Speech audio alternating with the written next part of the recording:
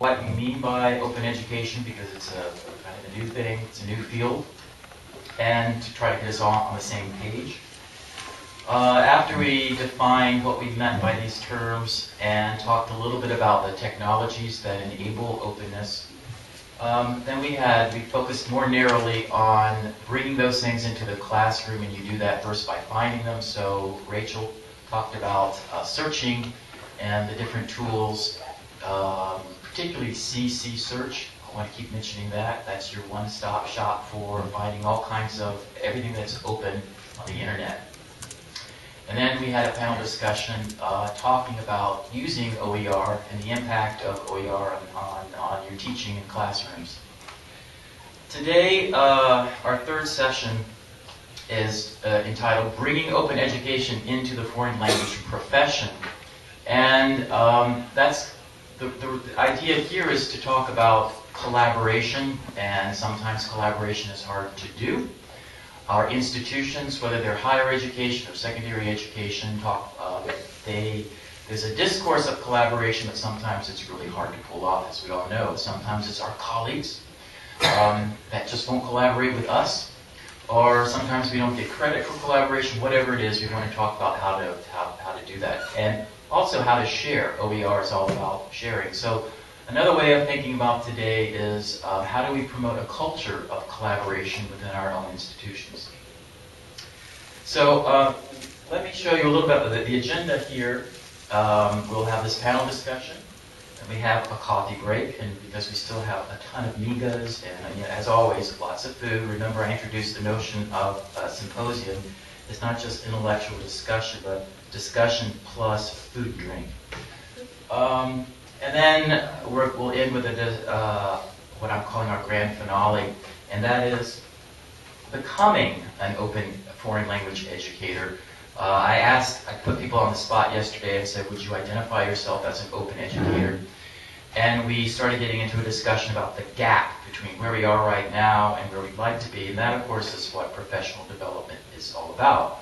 And we have some surprises for you because we want to keep this, we want to make basically this group a collaboration that continues beyond today. So let me introduce again our panelists, and also to remind people that we're live streaming this event, so there are people joining us on the internet. And just like we did yesterday, if there's a question, please, those of you on the internet, please mark your question as such, as a query that you want to, for the panelists to answer.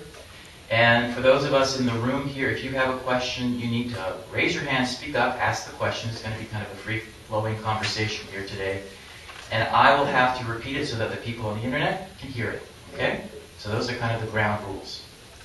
But please don't wait. If you have a question, that's the right time to raise it. Okay, so our panelists.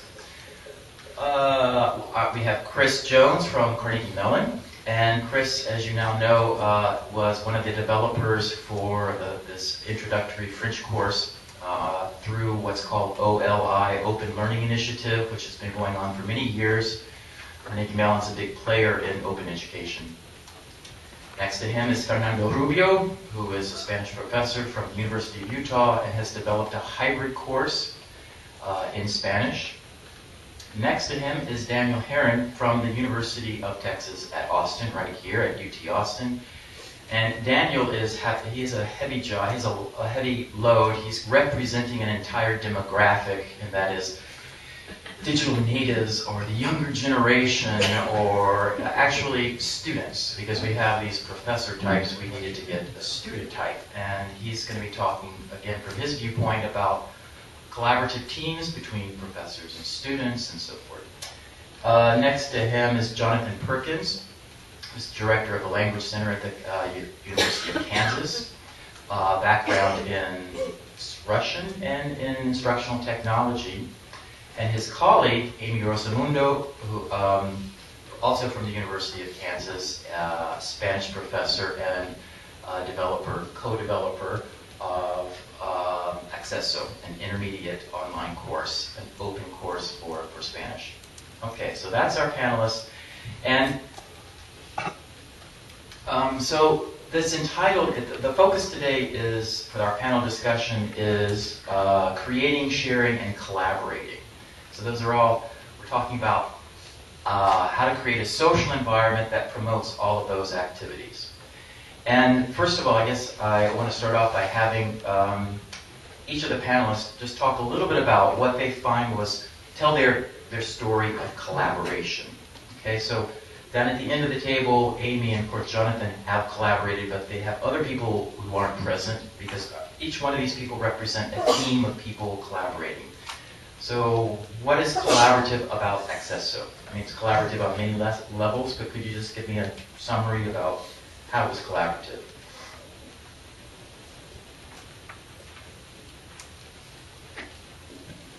Well, we've had more than, I think, between 50 and 60 people work on Accesso, so it's a big collaboration between the graduate students and the Academic Resource Center and myself.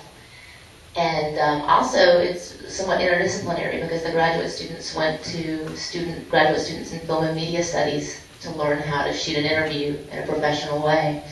We've had undergraduate art students work on the logo and the design. So it's actually turned into quite an interdisciplinary collaboration. And I knew nothing about technology when I started, so obviously Jonathan had a lot to do with the collaboration. Yeah, I'd add to that. I think a lot of what we're trying to do is to pull in other people, to pull in, as she said, undergraduates. I have a staff of undergraduates who work for us who have talents in lots of different areas. We had a videographer who's very good at doing video, who shot interviews with them, who edited videos. As she said, we had a graphic designer who works for us. We have a very talented web designer who unfortunately was not able to join us today, Kia Cunningham, who started with us as an undergrad. And because she was so talented, we realized we had to keep her on. So again, that's sort of as the project evolved, I think our goal is to, in some sense, build undergraduates up so that they can become professionals. So it's sort of training at the same time as we're creating the materials. Pass it on down. So I want to I'm going to interrupt. That's my prerogative. We have a very heterogeneous group here, and so yesterday George made a comment and said, well, I don't have a team of 40 graduate students, right? So many of you don't have a team of 40 graduate students, and the point is people are talking from their position, from their very specific background. So the general frame is collaboration. People have different stories within that general frame. So try to take from them some basic concepts that can apply to you. So I would like to point out, I mean, the notion of interdisciplinarity, or trying to work with not only foreign language instructors. If you're thinking about where can I start, maybe you can start with somebody else in your school who is maybe collaborative by nature. It doesn't always have to be within like the people that you might think are your natural collaborators. Okay, so pass it on, Daniel. Okay, well, I think what John was saying, how getting a lot of undergraduates to work with you from all different majors is a really great idea to incorporate and create something unique as well. I mean, it's great for you all because it's a lot of free work as well, and relatively free, right? But also at the same time, as a student, it's pretty cool because it gives us real-time application of our skills and stuff. You can help us out with resumes and stuff like our cover letters and all that kind of stuff as well. It's really good. So I've had the privilege of working with Orlando Kelm. Sadly, he could not be here today. He's very well known of collaborating with his students. That's kind of how I got here at UT. I just found his Tafalado online, and I said, this is awesome. I want to go to school here. And I didn't know that I was actually going to end up meeting him and going to Brazil. And Tafalado, by the way, just could you tell the audience what it is? Yeah, Tafalado is one of the first trilingual online podcasts. So it's in Spanish, Portuguese, and English. And it's an audio podcast, and all these awards, and that's what made Orlando famous. And all the other stuff he did wasn't that important. But no, I'm just joking. No, but so yeah, it creates its own little community. I think that's one of the later questions we're going to go about. I'll talk about it more then. So yeah, I've worked with him on that, and he's just been really good on incorporating students and everything he does. Oh, I'm sorry, I need to talk a little closer, thanks. You know, incorporating how students in everything he does, whether it be editing, code editing, or design, or lucky for me, I get to do the social media, the fun stuff, so well, it's not always that fun. So yeah, that's how we collaborate. Yeah, I want to add too, just a note about Tapalado. One of the cool things about it is so many people who take Portuguese already know some Spanish. In fact, most of the students here at UT come from Spanish into Portuguese. He developed the site based on that kind of notion. So it's a real nice comparison between the two languages, and then of course with English. Fernando.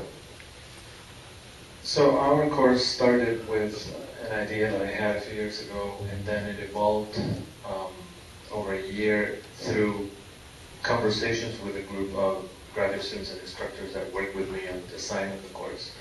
And during that year, we were gathering materials and working on the design and learning a lot from one another.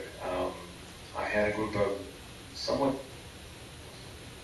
heterogeneous group of students whose interests, some of them had no idea how to work with technology, some had no interest in language methodology, and everyone ended up learning a lot from everyone else in the group.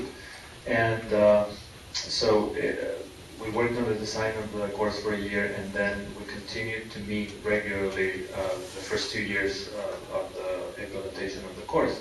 And one of the interesting side effects of the course is that this was a hybrid course, but we maintained a traditional version of the course that we teach as well, in parallel to the hybrid course. And some of the people who were participating in the hybrid project were also teaching the traditional project. And during the discussions that happened, particularly the first year that we taught the hybrid, everyone agreed that everything that went on during the design and the implementation of the hybrid had a huge effect on how they taught in the traditional course. So it had really changed the way they taught even a traditional course by being involved in the hybrid project. So it was a good learning experience for everyone.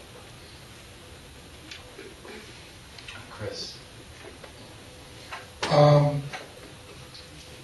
I'm sort of known for this French Online project. It might be useful to just do a quick rundown. Since I'm sort of the senior citizen here, I've developed hypercard programs, CD-ROMs, video discs, audio CDs, digital media of all kinds, web-based courseware, working in teams from 1 to 50. And this French Online is kind of the culmination of that trajectory. I've worked without any support whatsoever, with institutional or departmental support. I've worked for a commercial publisher. I've worked with, I've spent more than $1 million in grant funding. And it's not that one context is necessarily more desirable than another. In fact, the French Online project, which is the most collaborative and it's the largest project, and involves a huge technical team over which I have very little control. In the Open Learning Initiative, which is a sort of a meta project, it's not always as easy as something for which you have defined the parameters and it's small and you can do it and finish it and so forth. But the French Online project really started with another colleague in French designing, writing videos and grew out from scripted videos which we shot in France and in Quebec into this very large design. We were already involved with the Open Learning Initiative group and had constraints from that point of view, but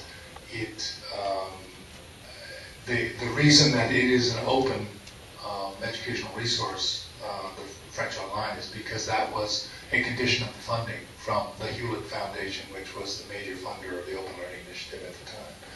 I'm very happy that that worked out that way. And to a certain extent, it sort of introduced me to the benefits of having an open stance, and we've gotten continuous feedback from OER type users. So, any questions from the audience, by the way, before I move on? Okay, so I want to ask, so that kind of established people's stories, who they are, where they're coming from. Collaboration isn't easy. It's great when it works, it's terrible when it doesn't work. It's kind of like teaching, right? So I want you to talk a little bit about, was your collaboration a success? Was it always a success? What were the hurdles that you had to overcome to make it work in each of your situations? Okay? You got the mic. No, we have to. We can go. Yeah, Chris, you got the mic. It's yours. Your turn. Okay, so relating to,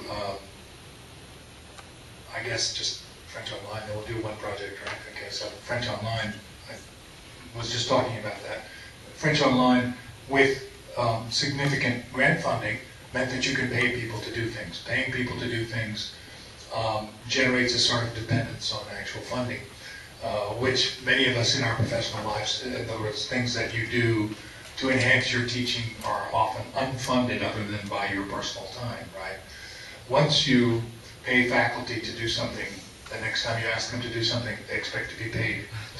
And same thing with graduate students and undergrads. They're by and large going to want to be compensated for their work, and there's justice in that. But faculty are not intrinsically used to doing work for hire. So there are other priorities that come along. They have a paper to finish, and so producing something which is really textbook-like in our case may not be first on their list. And there were some contradictions there. But so French Online has been primarily a funded project, and now is generating enough cash flow so that I can continue to pay stipends to faculty and graduate students over the summer to improve it. And that's kind of a unique situation because mostly what happens is the funding goes away and then all the collaborators have moved on and they're now doing that paper exclusively rather than going back and tweaking the OER materials. That's a big, that's a huge, you opened up a can of worms. It's a big one to talk about what funding. Again, I'm thinking, people here are thinking, I don't have $1 million in the Hewlett Foundation, so I need to do whatever I do, I need to do it on the cheap. But the vision that we were talking about yesterday of open education is kind of generous and altruistic and often largely unfunded. So, but that's a really great question. When should you ask people to contribute without any kind of monetary gain? Because that could be also, there are other benefits. So it's like, what is the reward system for people contributing to education, contributing to these nonprofit organizations? So yeah, keep on going. So in our case, we didn't have a lot of funding, really. I was able to get a couple of small internal grants from the university that I used to give a monetary incentive to the graduate students to work on the project. I was lucky enough to have graduate students working with me, and they generally tend to get more excited about these things than faculty. And they were excited to work on it even without the money, because the money ran out after a semester or two. But I think they saw other incentives. And the other incentives that they saw, well, they were excited about it. They were excited about doing something that back then was new. They were excited about the fact that we all shared the authorship of what we were doing, right? And that they had the opportunity to go around the country, and I've done this for several years with graduate students that participated in this project, and talk about it, and even publish about it. And that was their incentive, their motivation to do this. They believed in it. They thought that it was good for the students. They thought that it was good for themselves, for their own learning, and they saw that it had professional benefits for them too.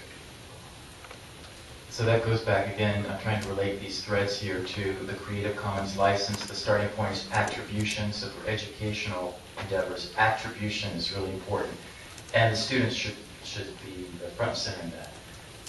Okay. Before Daniel, Marti, you had a question? Or is it? Well, I just wanted to ask a question. This could be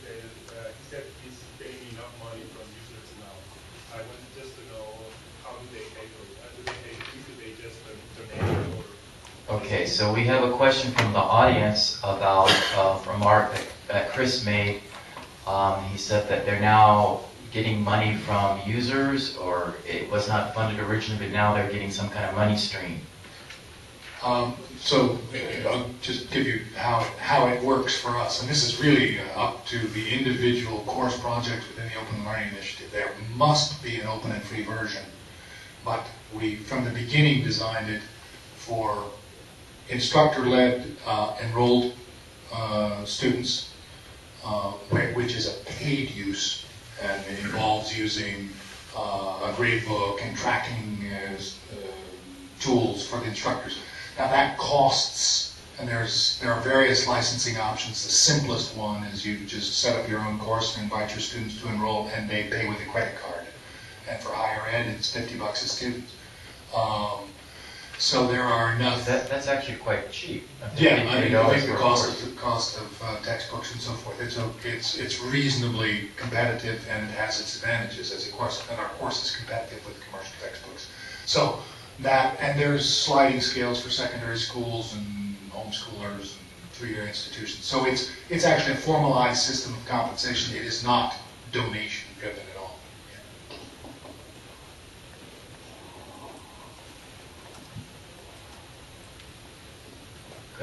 Okay, so if I recall, the original question was a success and failure with collaborating in open resources? Yeah, how was collaboration? How did it go from your end? Okay, well, I'm a student, so I can just tell you what I've learned in my Portuguese classes, and so I'll give you a success first and then a failure. So the success was creating movies. Movies are an amazing way to have students learn a language, because you are putting the responsibility on them to come up with the script, write the dialogue, get it all proper, and then memorize it, right? So I mean, it's touching on that pamphlet that you hand out, the reading, the writing, all the other ones, right? So making movies, that's something that Orlando does in his class, and I think that was one of the most successful things, because it also creates some interaction between students as well, so they're helping each other to learn and really learn these languages, because they're going to be on camera, and then he's going to put them up on YouTube and share them out, so they don't want to be embarrassed. So that's how I would say is a really good collaboration, and that's free essentially. I mean, okay, you got to get a camera and stuff, but a lot of times, people just make them on their iPhone or something like that, or a flip camera. So I think that's a great way that you can, a free pretty much resource that you can use to collaborate and learn a language. So let me just clarify. You're saying that he actually uses the students in his class to produce materials. Correct. Right, and then he puts it up online. Right. We were talking the other day about FERPA and all these guidelines, and when should that, what's the difference between a private class and then making that go public? Did that bother you, that your work was then being, essentially your class work was being viewed publicly? No, because I think he's not going out there and tweeting it out like every hour, say, hey, check out my student. No, he's just really putting it up there to make it fun for us, because we share it with our friends and our family and those kind of. He's not publicly going out and advertising it. I think he's just kind of showing the world that, hey, this is a really great way to learn a language. He did make us sign contracts and all that kind of stuff. Okay, that was where I was going with it. So yeah, there are legal issues about that, right? That's just logistics, That's just yeah, that's important. Yeah, right. So you had to sign something that gave him the rights to post it. Correct. You have to do those things, but everybody was just completely, let's do it. This is going to be fun. I think by adding that entertainment fun aspect to it, that's the only way that you can really engage these students. Right. Let me ask you then also. So once it was posted, once your films, movies, whatever were posted, did you get responses from the public? Do you know about that? We were talking the other day about outreach and inreach. Did you have inreach from the community? Inreach from the Portuguese community? Speaking, from the Brazilians, I mean, a lot of times a lot of students would post it on their own Facebook, and so they got to see how their friends reacted and gave comments on it. I'm not sure if we saw too much commenting and stuff like that on the actual YouTube page and stuff.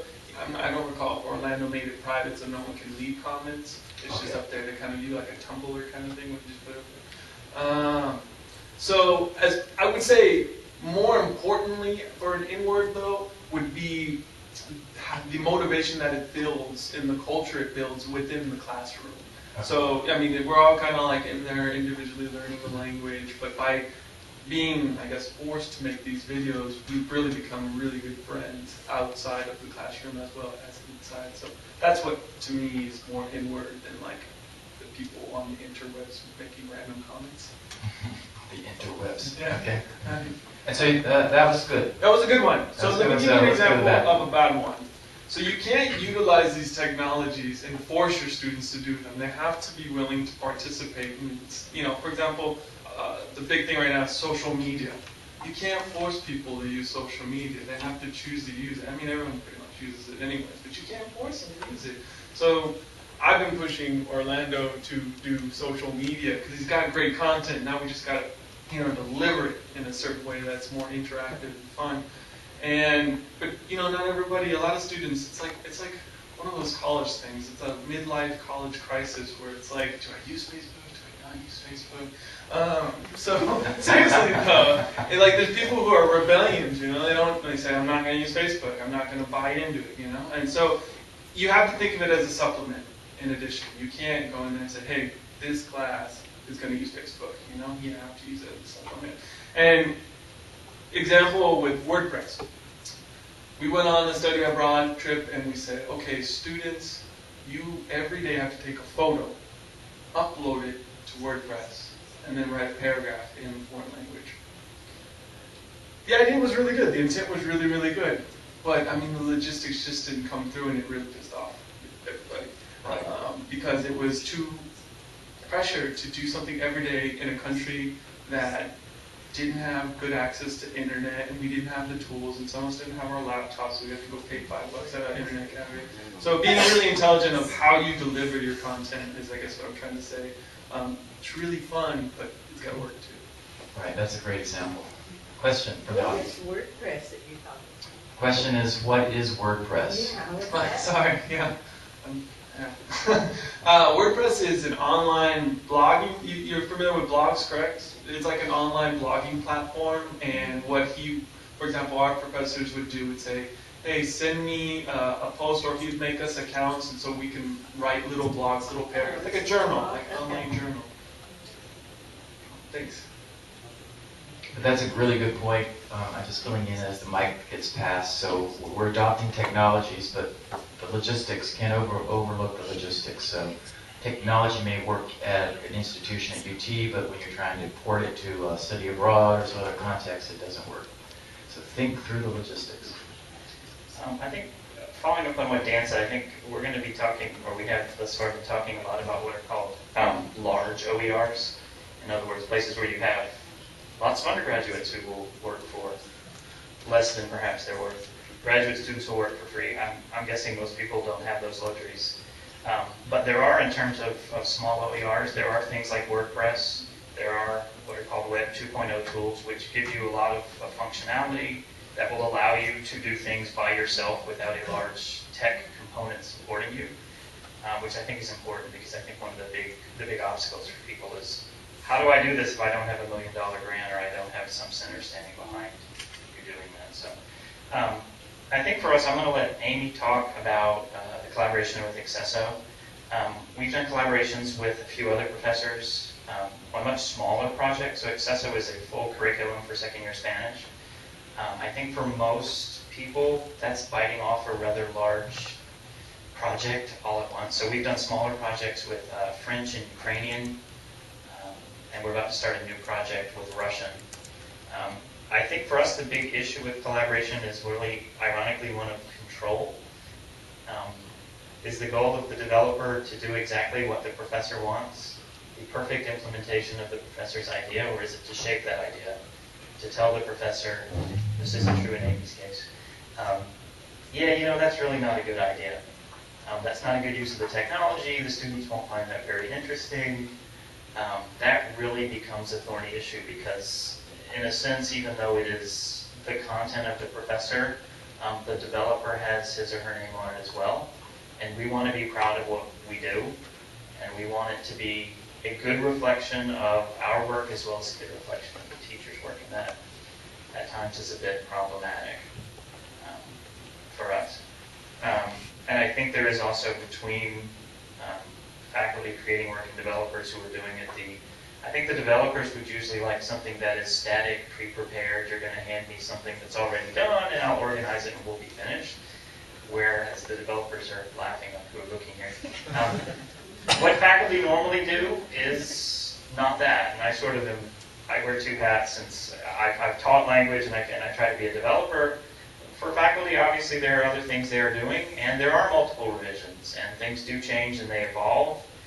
And in many cases, I think you just sort of have to jump in and let the project develop the way the project develops, because what you intend on it being at the beginning is often not what it ends up being at the end. But I would stress again that talking about this, I don't think doing OER means necessarily having the technical staff at Carnegie Mellon or having another unit supporting you, that you can do all of this on the cheap, on the fly. OER is about sharing. It's not necessarily about technology. So I don't think technology should discourage anyone from doing it. Yeah, amen. So we were talking yesterday about big OER, little OER, and that continuum. So we're really lopsided here on big OER, institutionally based, so forth. So again, Daniel, you got heavy load because you get to talk about your contribution to developing maybe a smaller piece. Brazil Pod is all kinds of OERs that have been pulled together under this one. Yeah. Amy. Well, I'll go back to the original question and talk about some of the challenges of collaboration, and it would probably be a lot more fair if some of my graduate students were here to talk about it from their perspective too, because I was the one saying, no, this isn't good enough, we need to work on this a little bit more. But Accesso is a ever-evolving collaborative project, so the instructors that are teaching it each semester create common lesson plans for implementing the activities that are available online, and those are available on the instructor side, and we update them if people are interested in using them. And part of their job of creating, each instructor creates 3 days worth of lesson plans from hola to the end of class. I mean, exactly what's going to go down in there, and then that's used as a guide. I mean, no one has to follow it as a script, but it's there.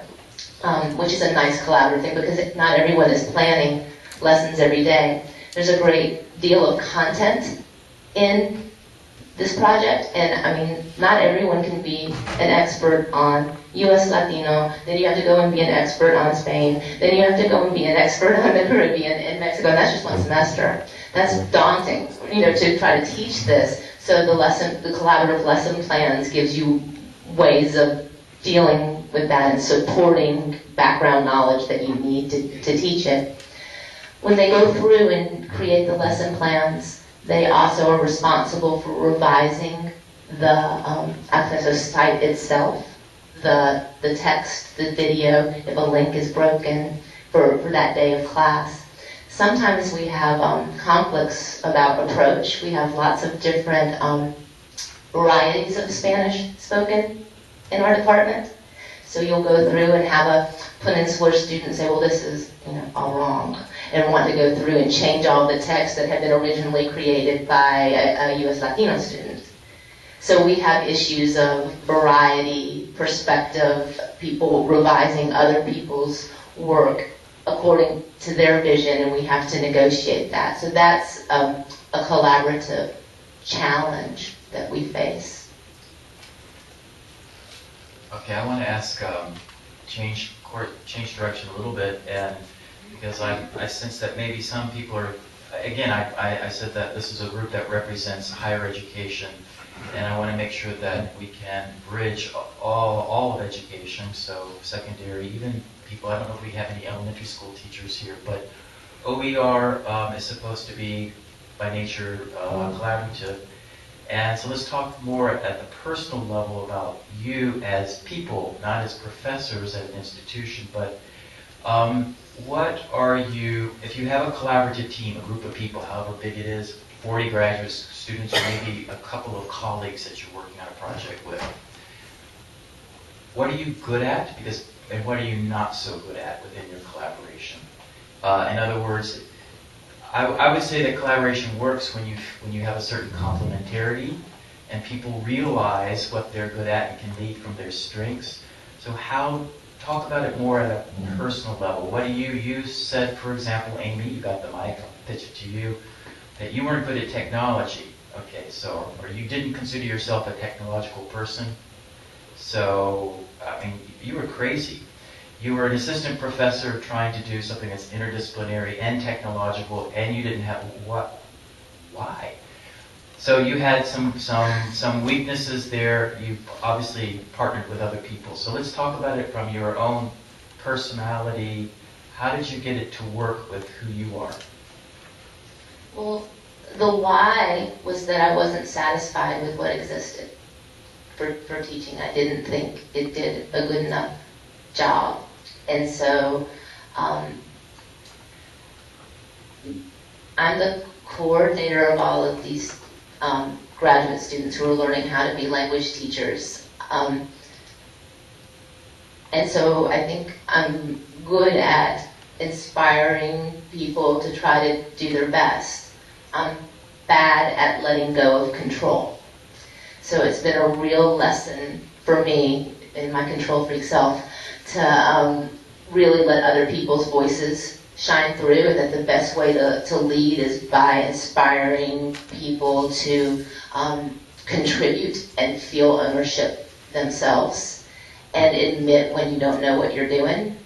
So it was a lot less scary for the people I was working with to try to create online materials, because all of us were, we weren't technophobes, but we didn't really understand. So then we all had to learn together from Jonathan's unit about what we're doing, and we've all come a long way with understanding. I still don't do any of the program. I don't write code. I don't know what that means.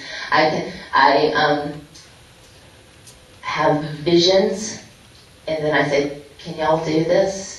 And then we look for tools, and I've gotten better at looking for tools because I've seen them look for tools. And could you use YouTube in this way, in the interactive transcript that exists? Can you do? So you don't have to start out from an expert perspective, but all you all are all experts because you're content developers as teachers. You create materials every day. No one follows it not exactly like it is in a book. So it's a way of sharing your ideas of how to make things better, and sharing, I don't know, that is the power, truly, of it, is sharing and having everybody's voice count.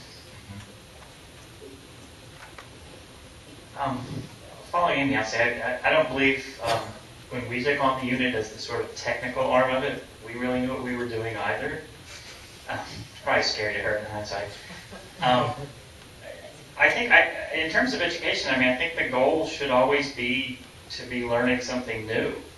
So for us, we had some background in digitizing AV materials because we run a language lab. We had some background in doing web pages, but we had sort of I guess what we were calling a cognitive surplus. We had lots of people who were talented, who were interested, including undergraduates, who really wanted to do web pages but didn't have any content, or really wanted to do something with video but didn't have any content. So for us, the goal really, and me sort of as the director of the unit, who's sort of a teacher at heart, was to get to teach all of the undergraduates who worked for me and give them a chance to build resume fodder, to give them real, I did this, it's online, here it is. It's not something I did in class, it's real and people are using it. So yeah, I think for Amy sort of as a content developer and us sort of as the technical arm, we just kind of jumped off a cliff together, which I'm not sure with hindsight we should have started a project as big as we did. So again, this is a curriculum for all of second year Spanish. It was the first project we did. And then sort of following up on that, we did much smaller projects. Probably would have made sense to do it the other way around. But I think it builds, and as people learn, and as people see what Amy has done and what we have done with Amy, then other instructors look at it and say, hey, I could probably do that on a smaller scale. maybe I don't want to do a whole textbook, but I've seen what you've done, so I have some paper-based materials that I've been working on. Maybe you could put those online for me. Or, I've been watching this video series and it's really cool, and I'd like to do something where my students watch the video series. So I think the idea that it has to be perfect, it has to be OLI, it has to be this giant project, could easily discourage people. I mean, I think you can start small. It doesn't have to be perfect. It doesn't even have to be nearly perfect. In many cases, I think most instructors are sitting on a treasure trove of materials they've worked with for years and years and years, and getting them online using tools that are free or relatively free. You probably have students sitting in your class who really want to do some web page design, and they need you to hand them something because they don't have anything to develop. And you hand them the content, and you wish them well, and you help them out. In many cases, my job is sort of to be Amy's representative, I think, in many cases. So when they don't understand what the goal is, why are we doing it this way? I can tell them sort of what the pedagogical rationale is for doing it in a particular way. But again, I think that the perfect is the enemy of the good, as it said. That I think you just jump in and see what happens, and you improve. I mean, again, the beauty of it being on the web rather than in print is you can tweak it forever and ever and ever 100 times a day until you get it right. And there's also the idea of if it's perfect, then you're not leveraging the power of open, in the sense that if you put it on the web and ask people to crowdsource, help you perfect it, you actually promote the collaboration we're talking about. But that's very hard for any developer to let it go, push it out the door when you know there are typos there, and in foreign language materials, mistakes, that's a big deal, right? So we've had that with our own, some of our own projects. Should we get it out to the public and have them vet it and actually ask their help in developing the materials? And that's, otherwise it's like a commercial product, and that's going to spend years and years and years in the editorial process so that it's really, really good. So we have that discussion all the time. These are not the same as commercial. We should take advantage of the internet and try to Wikipedia, turn it into this collaborative process. Daniel. Yeah, and just to add on to what John was saying, I think he really is really in tune with this idea that, that there's content and then there's delivery of that content. And a lot of times we're so focused on just the content that we forget to, actually get it out. So I think that was a really good point. And I think one reason why that happens, and I hate to bring this up, I feel kind of awkward bringing it up, being one of the youngest people in this room, is the generational differences between my generation and your generation.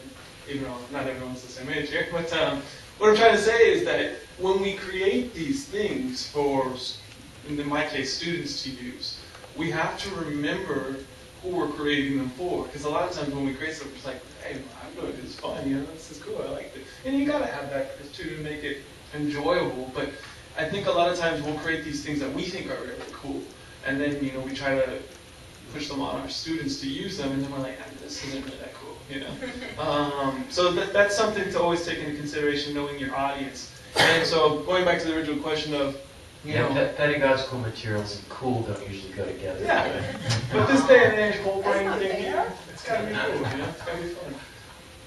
Sure. That's true, yeah. When we're storyboarding a long time ago and putting on plays or students produce or students think of episodes or whatever, the problem is what you're talking about, mistakes and how far and we do this on a national basis.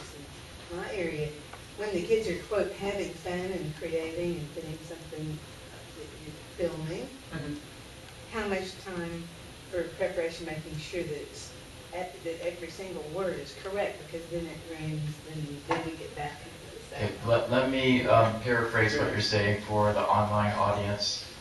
I guess the comment or the question is about user-generated materials.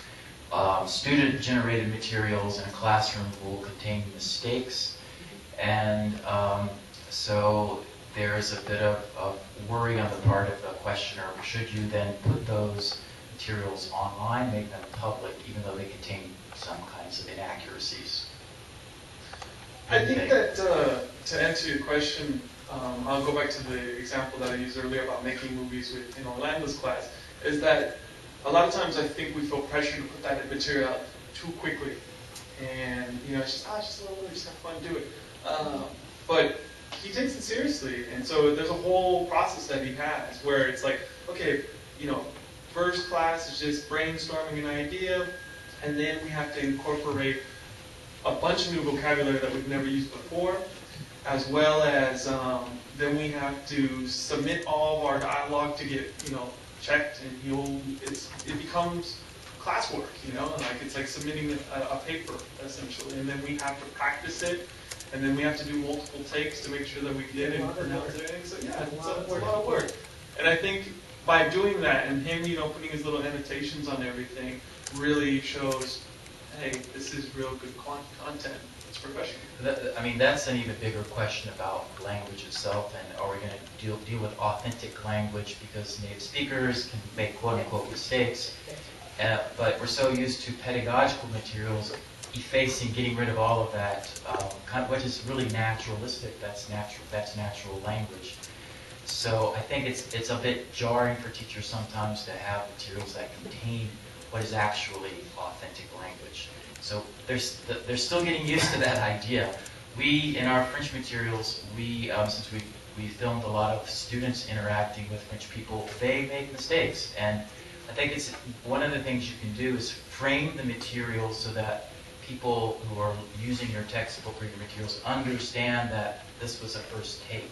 They're not actors, and therefore people who are in first, second, third year, that's how they talk. That's real. So they're not actors. They're real people. And as long as they understand that, people who are teachers themselves say, yeah, that sounds like my students. That's really how. But one thing to strike a balance, because there is this ongoing debate about authentic language. We do flag inaccuracy. So if it's a grammatical mistake, we'll flag it and then say, it should have been or whatever. So that way we actually are promoting the idea of using natural language to draw attention to what kinds of mistakes, developmental mistakes, what people have trouble with at different levels. But yeah, that's a huge question and a huge ongoing debate within language teaching. I don't want to monopolize. Go ahead. No, go ahead. You're modeling for the rest of them. They have questions too. I was just wondering, Actor has such good American Council of Teachers of Foreign Languages has international standards that all of us, or many of us use. Yes, we talked, yeah.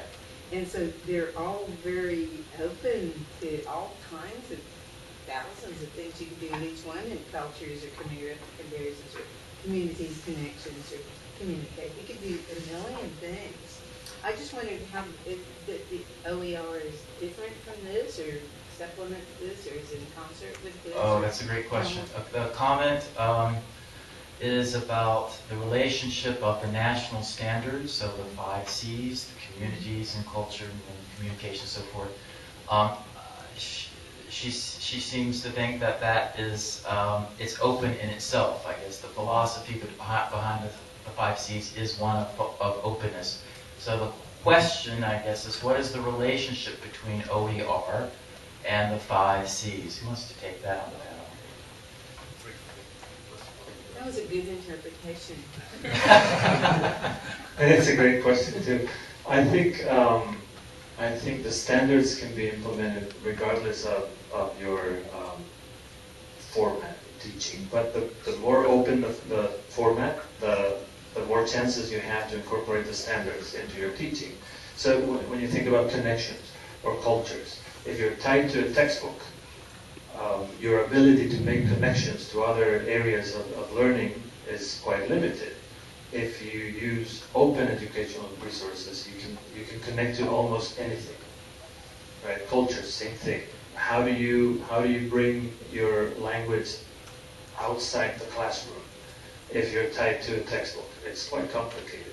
Right? You're always trying to create and all of you who teach languages know this, we're always trying to come up with contexts that look like real-life contexts, but we know that they're not. And the students know that they're not real-life contexts. But if you can open your classroom and really connect your students to the outside world, then it becomes a real context. So it helps in that sense. I was pointing to Amy because that question made me think of Accesso, which is very interdisciplinary. I don't know that if you brand it in terms of the 5 Cs, you talk more about the MLA, kind of transcultural, translingual, but it still is, you know. I have branded according to the venue that I'm trying to publish in. I'll just go ahead and be Yeah, honest. okay. Maybe that doesn't need to go on the feed. This is, you know. or for posterity. But yeah, no, I think that it can be framed nice because it can be framed in the context of the 5 Cs. It can be framed, I don't know if the idea of multiple literacies has trickled down yet to K-12, but the idea that maybe we've moved too far towards the communicative, the oral, transactional, talking about ourselves a lot and what we do, rather than talking a lot about the other cultures. You know, this is sort of a backlash of communicative language teaching, that we aren't concentrating on accuracy enough, that we've gone too far the other way. Well, there's a whole new movement now talking about using literacy. And so it can be discussed in terms of that as well. So I think that all of this really is just different ways of talking about good teaching. And people have their little shticks.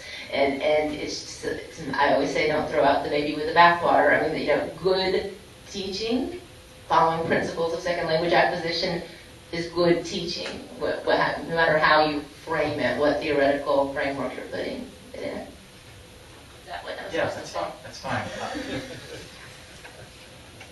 I want to ask, anybody you want to talk about your personal life? Yeah, okay, go ahead, Chris. One thing we shouldn't lose in all this, and I often characterize my own work in this way, is that we are talking about collaboration, we're talking about doing something that benefits our students, but somewhere in there has to be something that really floats your boat, that really makes you, that you're passionate about, that you know will be personally enriching. And if possible, it of course has to benefit your students in some way if it's going to have, otherwise you just go off and play golf in Hilton Head or something. But I mean, really something that really is going to enrich your life in at least a medium and maybe a long-term way. And when I think about the things that I've done in creating projects and so forth, some of them have literally changed my life in ways that are undeniable. I think of, at one point I said I started working with digital video and stuff like that, and I talked to some people in Quebec. I'm in French studies, so I've really developed relationships with people in Quebec.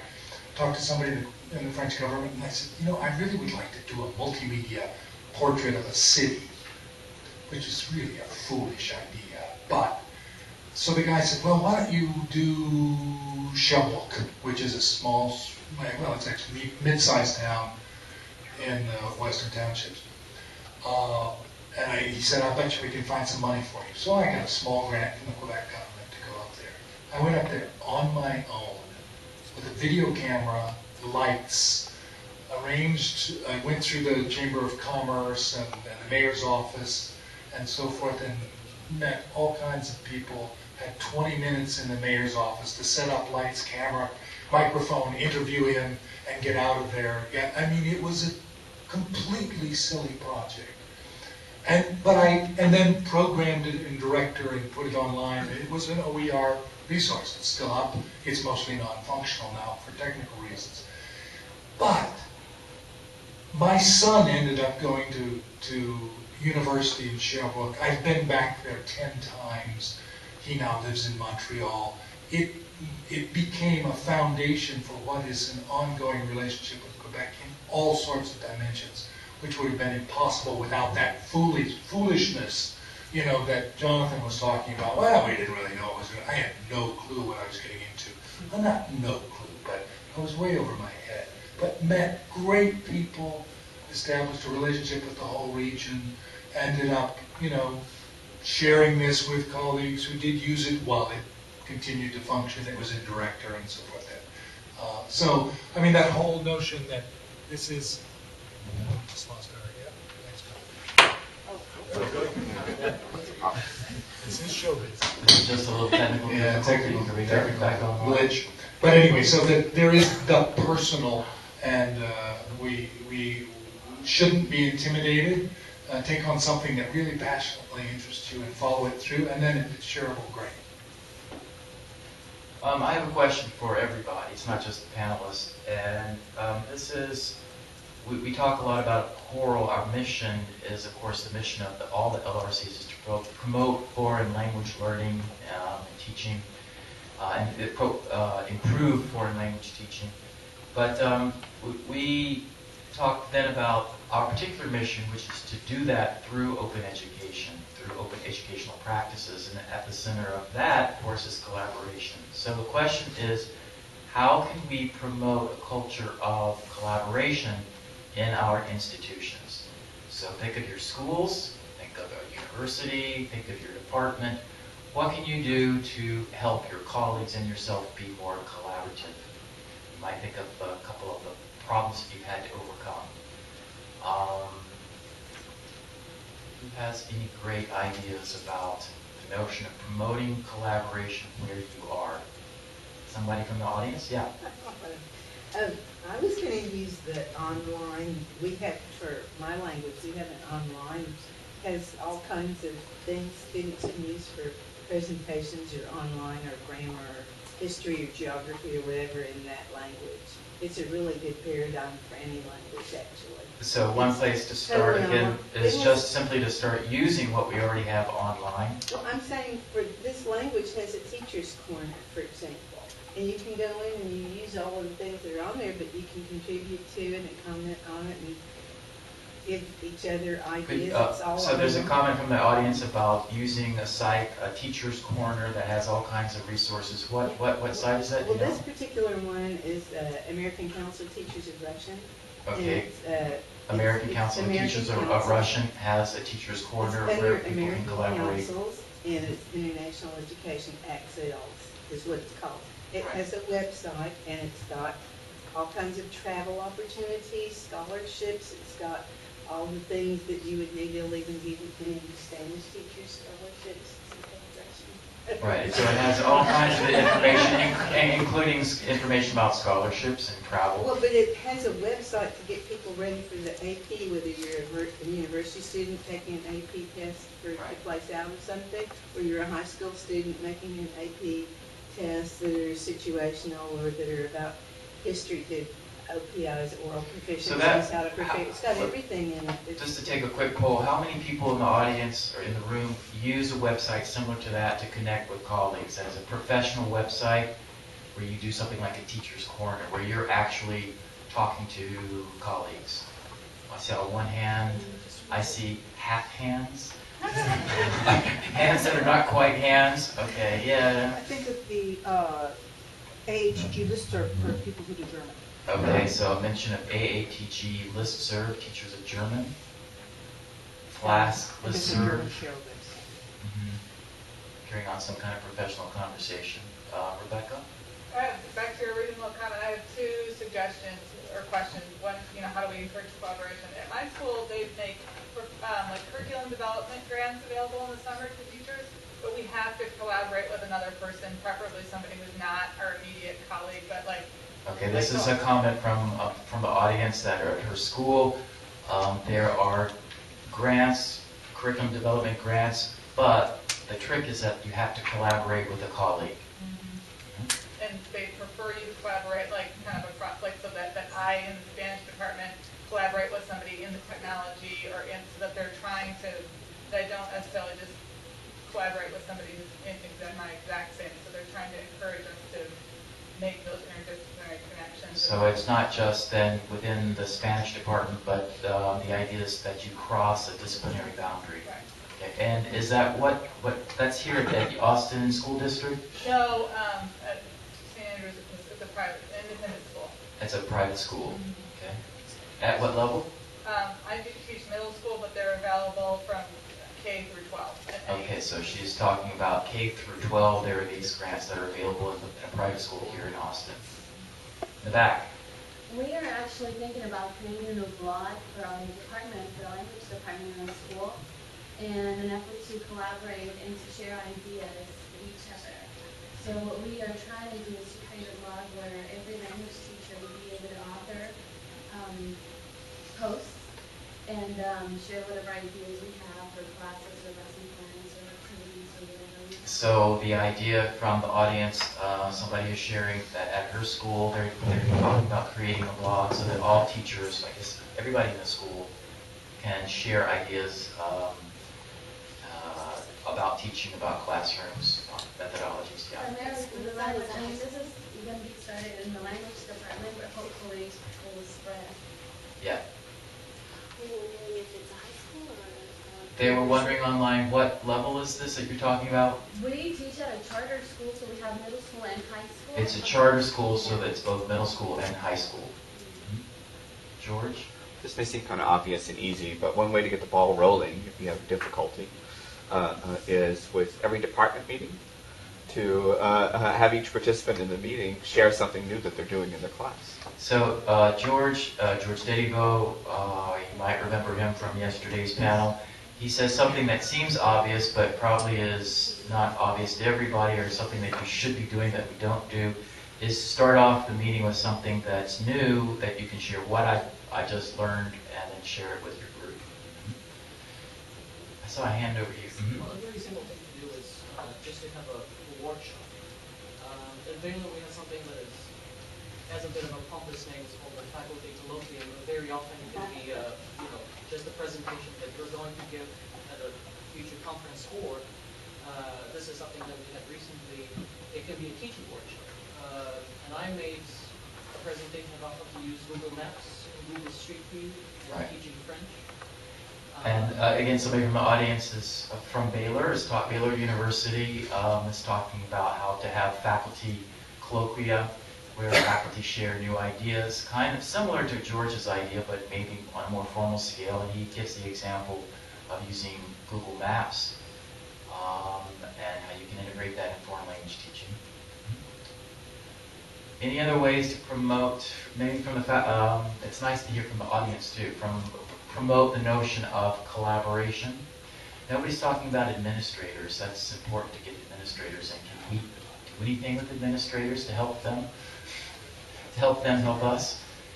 Mm-hmm. They generally come and sit in. In Texas, we have to have, we are required to have PLCs. Those are professional learning communities within the school. PLCs. So yes. So here in Texas, there is a requirement to have a PLC. I've heard that mentioned. At our school district. Yes. But the administrators come and sit in at that thing, and they kind of look and take notes, and they might think something, I don't know. So the audience member is talking about in the state of Texas, well, some school districts, it's actually a requirement to a teacher have a PLC, a personal learning, professional learning community. So let me throw that back and say what I've heard other people talk about this PLC. Yeah. How effective is it, and what is it? Because it can be all kinds of different things to different people. That is, it would seem on the face of it that would be a good way to start this collaboration. But what is a PLC? Well, from our very limited experience, it is not successful because the subject matter is driven by the administration. Yeah. So it's not, I'm listening to envy because we don't have the autonomy to dictate what it is we are learning. Okay, so the other comment from somebody else in the audience is, well, it's a great idea, but it hasn't worked in her experience yet.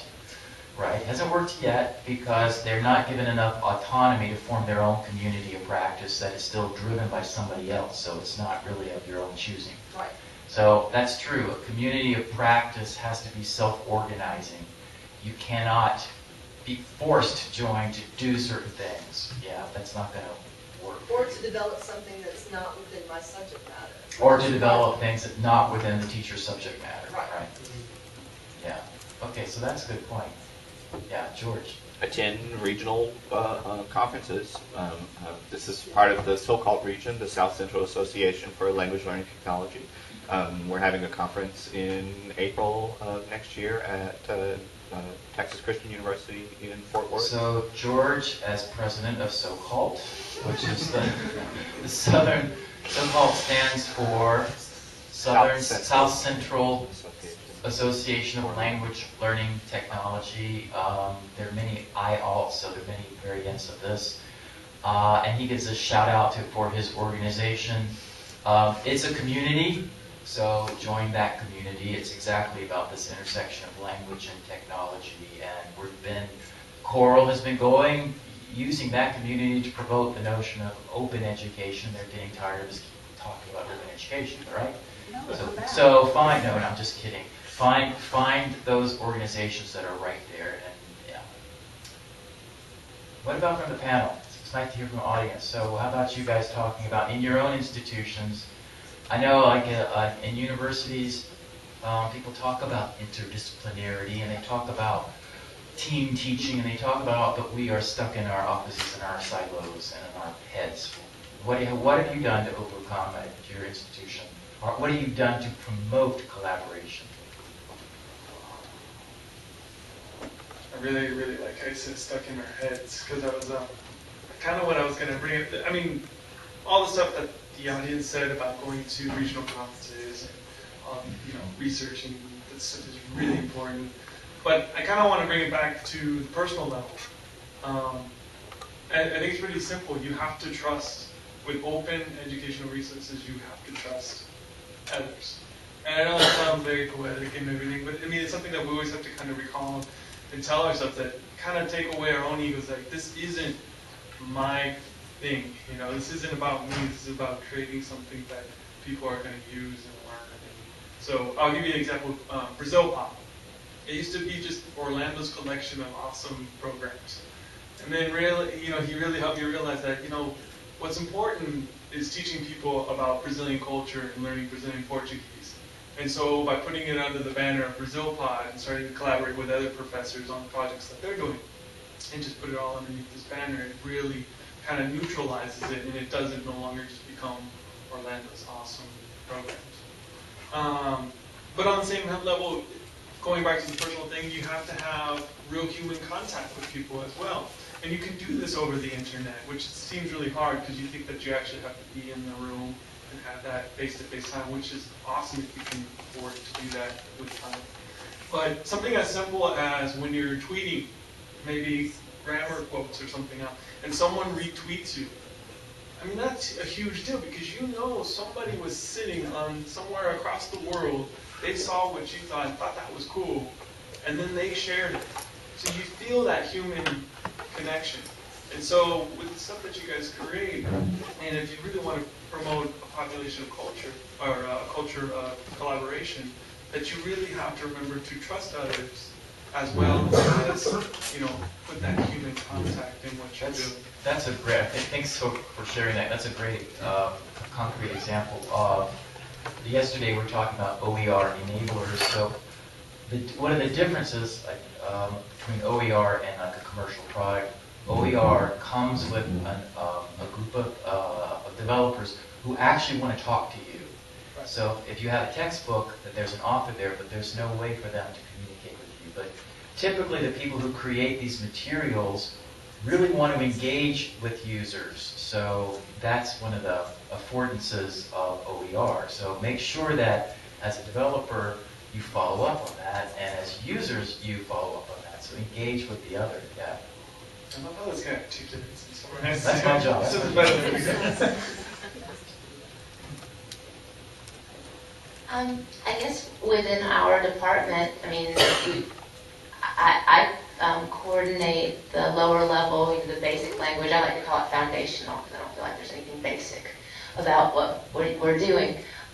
there seems to be this breach between the professors that teach the upper level courses, the literature courses, and then the graduate students and some lecturers that teach the language courses. The way that we've tried to get everyone involved Really? is... I've never heard of that before. I just think that's surprising to me. Well, go ahead. I couldn't help myself. I'm fortunate enough to be from a department that is a particularly congenial spot. We're known at the University of Kansas for actually liking each other and getting along. We've tried to have the other professors be a part of the project by appealing to their expertise in their subject matter. So if a graduate student that's working with a professor read a text in a class, I can give a concrete example. It was a U.S. Latino class, and they read The Brief and Wondrous Life of Oscar Wilde. This graduate student decided that she wanted to create an activity for our foundational courses, and she went to the professor to ask for advice. And it was talking about a very complicated, and the student herself is not Latina. It was talking about the point of the activity was to talk about having, moving between identities, being more than one thing. And the professor was able to explain to her, you aren't more of one thing than another thing. You're thinking about this all wrong. You're sort of both things at once. And so it was really instructive for the graduate student for her professional development. It involved the professor in the process. We have professors that let us know about things that they're reading in their field. Like we have an activity that's on the, gosh, I'm drawing a blank. It's FNLZ, in Mexico. Somebody help me. There was the silent march against the violence that originated in Chiapas. That's where I was going, Chiapas. And so the professor, that's the Mexicanist, let us know that the march was going on, because you can't stay on top of everything. So then we were able to update our page and have that day's class. We updated that activity, say, hey, this march is going on next weekend. And there's a silent march from Chiapas to La DF. And this is going on now. And that's how, the professors are contributing to the project as well. So I don't know if you could, deferring to people's area of expertise, recognizing them as an expert. Stroking egos. Okay, that's another way of doing it. Tends to encourage, in our case, it's encouraged collaboration. Yeah. I want to answer my own question and say that one place to start, I think, is with like-minded individuals. So if we're talking about building collaborative teams, that the person who you think would be your natural ally may not be your natural ally. The person who teaches the same subject matter as you may not connect with that person, also known as your colleague. But that's okay, because there may be somebody outside of your department or outside of your particular field. In other words, the frame of open education is bigger than foreign languages, so there are we keep coming back to this. You really do need a group of like-minded individuals who share, we use the word standard, who share a way of thinking about things. And those people exist. You may have to go outside the natural category that's given to you, your department or your subject matter. So yeah, there are people out there, but you've got to form your team. And to follow up with that, that's why I think it's very important to make sure that everybody knows what you're interested in and what you want to do and what your project is. Everybody needs to know. So if you, like George said, if you attend a professional conference, make sure that you go back to your school and you talk to your administrators and say, this is what's going on. And I would love to be able to give a presentation to anyone who's interested about what I learned at the conference, right? So, and that's the way to find out who may be a like-minded person and who may be an ally, because otherwise, you may be working with people who would love to be working on the same kinds of things that you're interested in, but they don't know. They have no idea that you're interested in that. Yeah, get the word out. We're going to continue this conversation, but I want to see that we're running out of time. And we have a break until 10:30. You guys on the internet have been very quiet this session, so next session we hope that you'll wake up. Are there questions? Ongoing discussion. Oh, there's a... Yeah, we're just doing our own thing. There's an ongoing conversation. It's been very active. Excuse me, I misspoke. But there are no questions for the panelists. Collaboration. So I want us to take a 10-minute break.